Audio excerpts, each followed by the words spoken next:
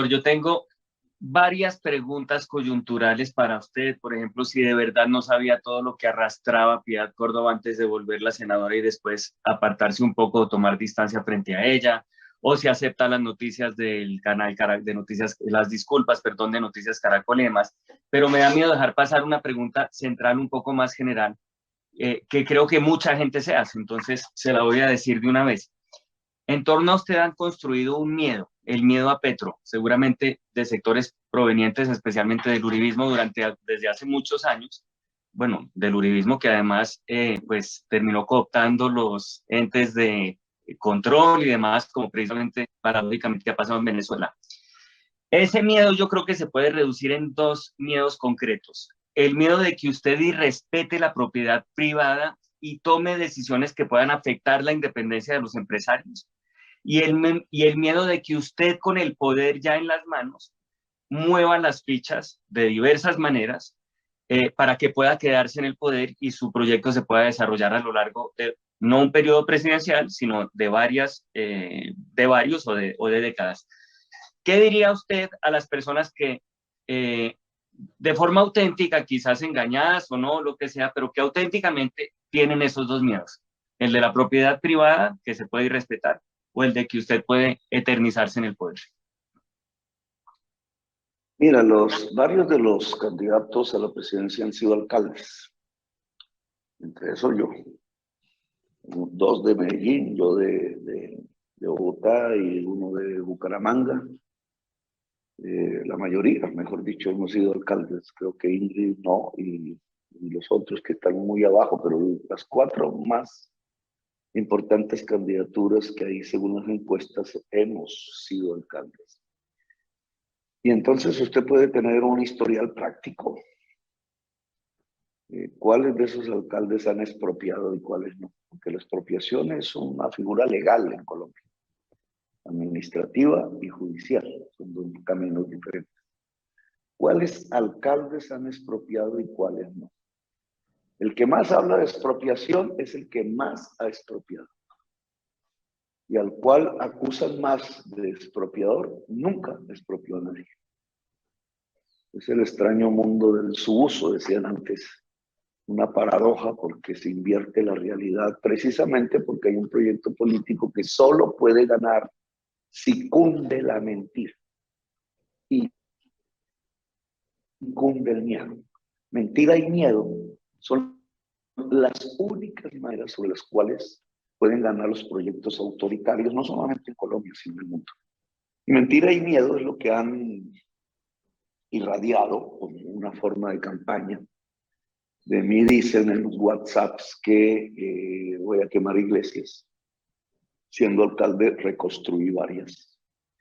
Puse una oficina de libertad de cultos un poco preventiva porque no, en Bogotá no se da todavía esos choques, pero queríamos que no se dieran nunca. Choques de tipo religioso. Logramos restaurar parcialmente el voto nacional, que es una iglesia histórica, donde se firmó la paz de la Guerra de los 1000 días en una fase, digamos, de la historia.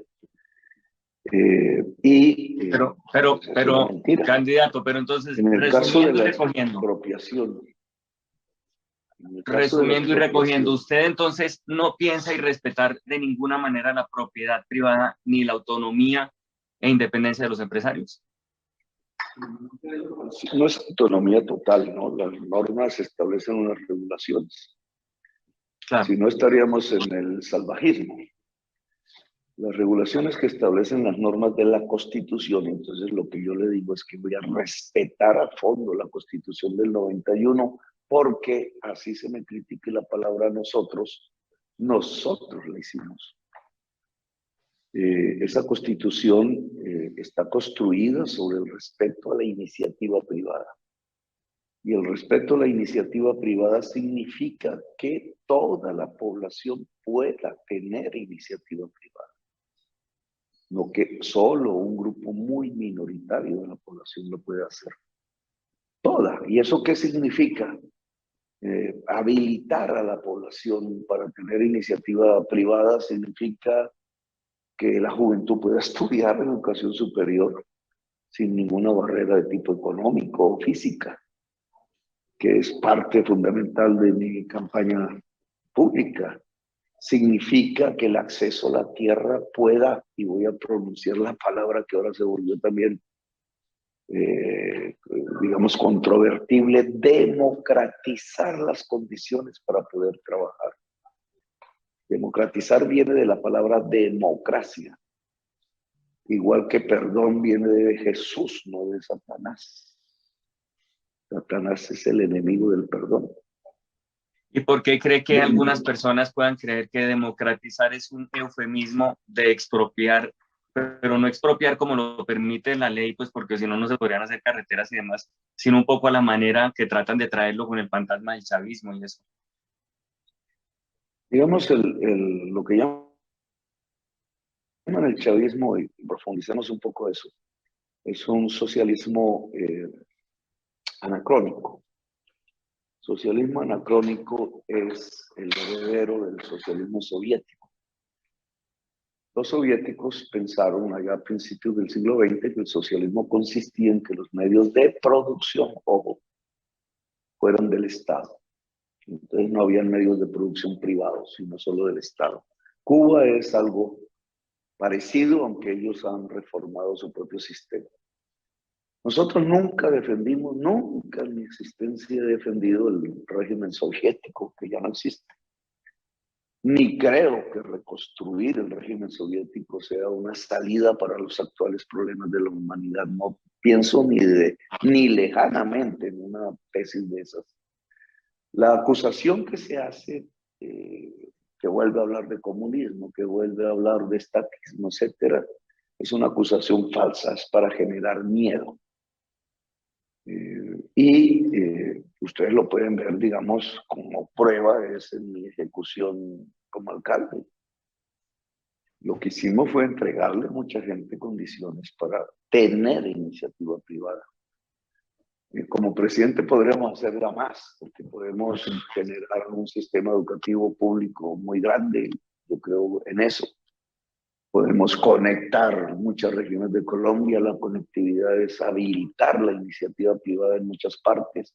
Las reformas agrarias, acabo de hablar de eso aquí en el Ariario, que es una gran bolsa de producción de alimentos en los llanos orientales. La reforma agraria trata de habilitar la iniciativa privada en millones de personas son muy excluidas de la tierra y del agua y empobrecidas, porque las estadísticas muestran 80% de miseria en la población rural.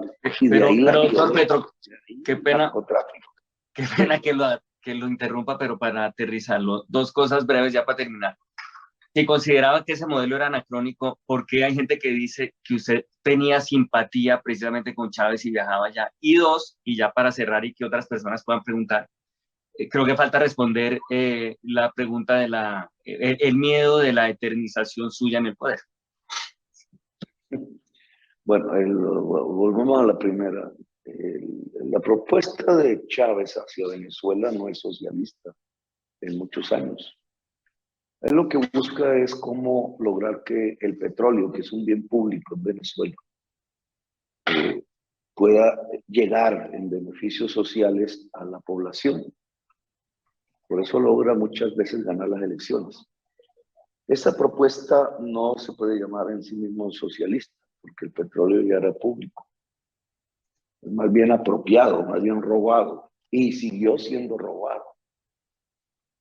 Lo que habría que preguntarse era si era válido que a partir de una materia prima como el petróleo, con los efectos que tiene sobre el cambio climático y por tanto sobre la vida, pudiera ser el sustento de una reforma social que garantizara la estabilidad, la equidad en Venezuela. Yo me fui oponiendo a esa tesis porque yo soy un defensor del tema de la lucha contra el cambio climático. Yo creo que en un inicio Chávez era consciente del problema, lo dijo en el discurso frente a Pastrana, el petróleo es la maldición de Venezuela, dijo, pero no fue coherente con eso. Compraba grandes cantidades de tractores para ver si la agricultura podría florecer en Venezuela y los tractores terminaban vendidos de contrabando en Colombia. Las grandes empresas que trataron de fundar todas se quebraron.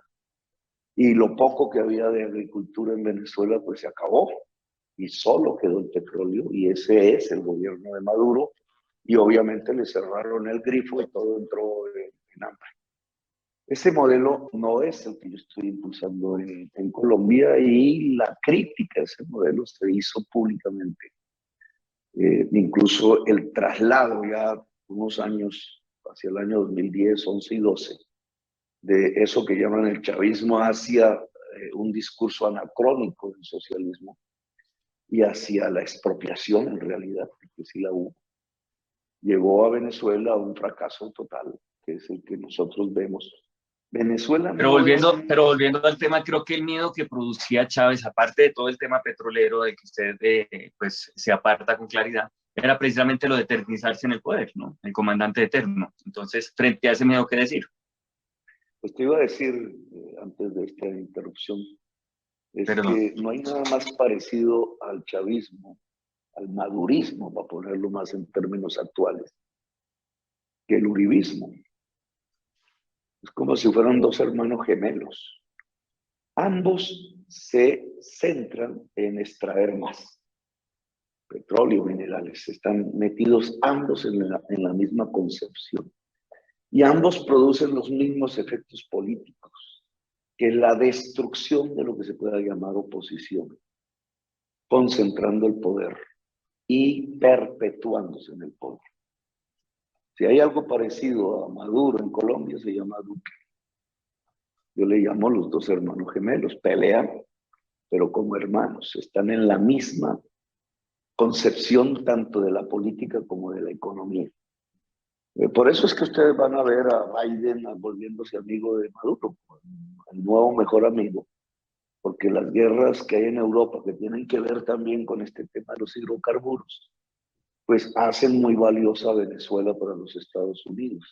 Sí, eso es verdad. Las guerras arman como la política extrañas parejas, y ahora se necesita, por ejemplo, la producción de fosfatos para la agricultura y para la ganadería. Le voy a dar el paso a Laura, que quiere hacer una pregunta. Dani, antes de la pregunta de Laura, simplemente, candidato, yo quisiera que usted nos contestara sí o no, usted va a buscar una reforma constitucional para poder hacerse a otro periodo presidencial después del primero, si quedara. ¿Para qué? Si yo me opuse a la reelección. Cuando iba a O sea, la terminar respuesta con es esto, no, digamos, no hará ninguna reforma la que busque respuesta es que no, usted y se quede más de un periodo. Y precisamente quienes quisieron quedarse en el poder en Colombia lo consiguieron. Prácticamente todo lo que va de este siglo ha sido gobernado por una persona, por sí o por interpuesta persona. 22 años con un breve periodo, que es el segundo periodo de Santos. 22 años llevan gobernando a Colombia con este resultado: hambre y cocaína, petróleo y carbón. Entonces, quien ha luchado, pues, y no el único, contra ese tipo de poder soy yo. Yo no voté por la reelección, voté en contra. Listo. Y hice campaña en contra. Entonces, ¿por qué se asigna? No a quien se ha perpetuado en el poder, sino que a quien ha luchado contra la perpetuación en el poder, ese tipo de críticas. Quien se quiere perpetuar en el poder tiene un nombre, es el imputado. Laura Restrepo, perdón que me le colé adelante. Ya. Muy bien, Anita. Una pregunta, Gustavo.